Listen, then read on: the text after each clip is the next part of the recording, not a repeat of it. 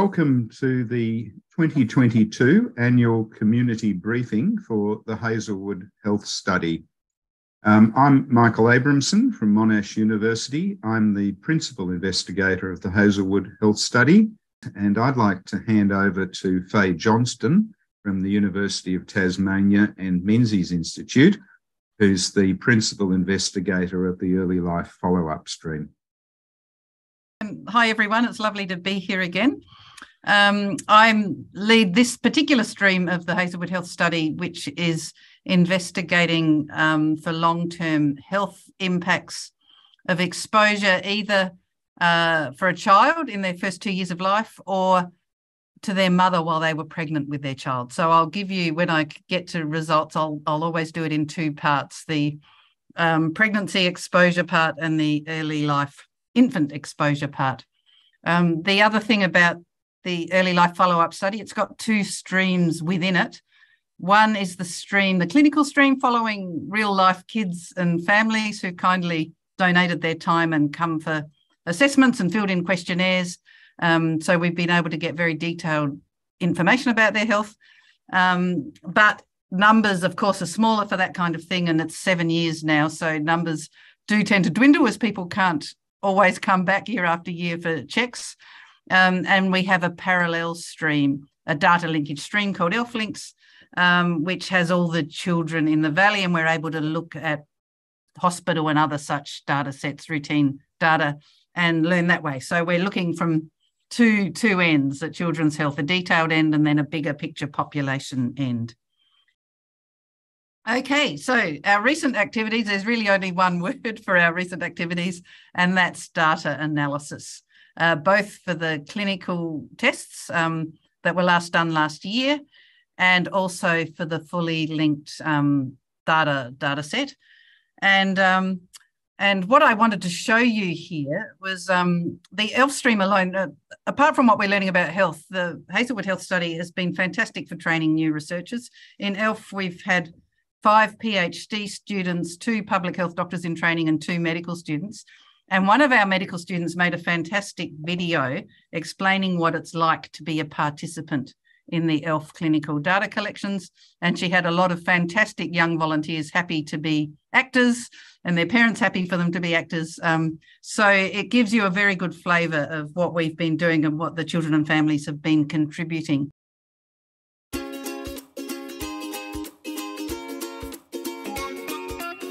I went into the doctor's clinic today for a checkup of my heart and lungs. It's part of a study called ELF. I think it's kind of like a big science project for adults.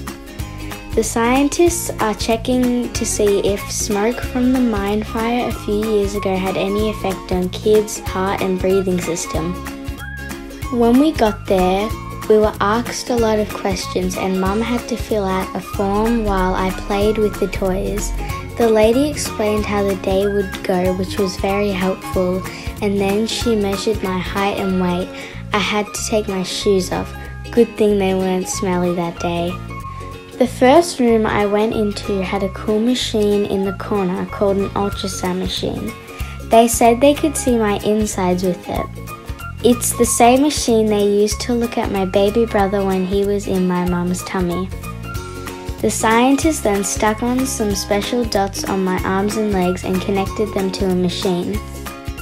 This was to look at the electricity flowing through my heart. Someone else put some jelly on a funny plastic thing called a probe and put it on my neck. It was a bit cold and tickled. I wanted to let out all my giggles, but I had to lie down really still. In the second test, they used an inflatable cuff to measure my blood pressure. I could feel it puff up, but it didn't hurt. The best part of checking my heart was watching Peppa Pig on the iPad while they were looking at special blood vessels in my neck. After they checked my heart, I went into another room. This time I had to play a game where I blew into a machine for 6 long seconds. It was a bit tricky, so I didn't get it the first time, but after a couple of tries I got it. After the first test, they put a nose peg on me. I looked really, really silly. For the second test, I was breathing into a new machine, but all I had to do this time was breathe normally. Sometimes my cheeks wobbled and it felt a bit funny, but this test was so easy. I had to do it a couple of times. I didn't mind because I got lots of stickers each time. In the middle of the test, I was given some medication from the puffer and then I had to wait to do the test all over again. By now, I was an expert.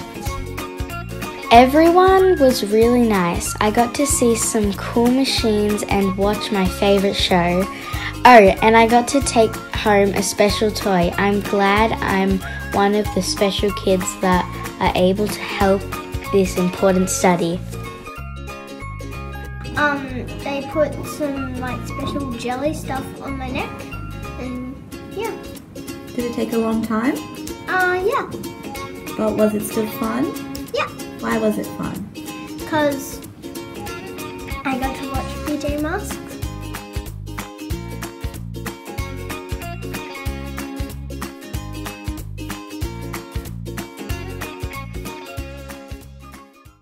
And they're good results to share. We checked, as you will see, heart and lung and blood vessel markers of development and markers of function.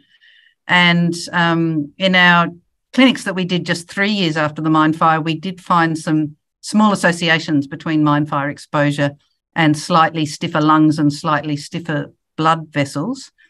Very small changes, probably not of direct clinical sort of importance, but the fact that we could measure them did tell us that there was an effect of the smoke. When we came back 7 years later, just last year, and did the same tests on the kids, we didn't find any associations with any of the groups. So what that meant was that whatever we found the first time round, we didn't see the second time round. Could be for a number of reasons. One is that there's been some recovery, whatever the impacts was over the years, kids have grown and regained whatever function that was inhibited at the time. The other reason, though, is numbers got smaller and the kids who choose to participate and families tended to be kids who had lower exposure. So whether this is true across the whole group of kids in the valley or whether it's because we've got small numbers of healthier kids who had lower exposure, we don't know at this point. And that's the purpose partly of doing the data linkage studies, to get information from another source. And it's also the reason we're really, really keen to get fantastic numbers to our next clinic next year. Last year, of course, there was COVID, there were wild storms, there were lockdowns, and it was really amazing of the team to pull off and that so many people came despite all those things. Next year's clinics will really be quite pivotal in helping us interpret. Okay, so as I said, when we actually directly did the tests, we didn't find any associations between mine fire smoke exposure and any of the lung function measures or any of the blood vessel measures. When we looked at data, and that, as I said, they were 7 years from the fire. When we looked at the data, this was actually 1 year after the fire, so it's the year following the fire. We did find, for the kids whose mums were pregnant at the time, an increase, a very small increase in emergency department presentations for skin rashes, not including nappy rash, and also prescriptions for oral steroid medication. So that's medication commonly used either for severe asthma or severe croup.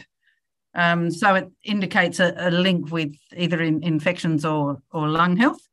And interestingly, we also see associations in presentations to hospital with background air pollution, even though background air pollution in the region is relatively, low. So just quickly to give you the results of the kids who were infants, they were aged less than 2 at the time of the fire. And again, nothing at the clinics, but when we looked at the data for the year after the fire, we saw associations with emergency department presentations for respiratory conditions, especially infections, and for all infections, and for prescription of antibiotics. And again, we also found links to some of these outcomes with background air pollution. And our future plans, more clinics next year and more data linkage that will enable us to look further beyond a year after the fire, up to 5 or 6 years. The approval system and the data's on the way.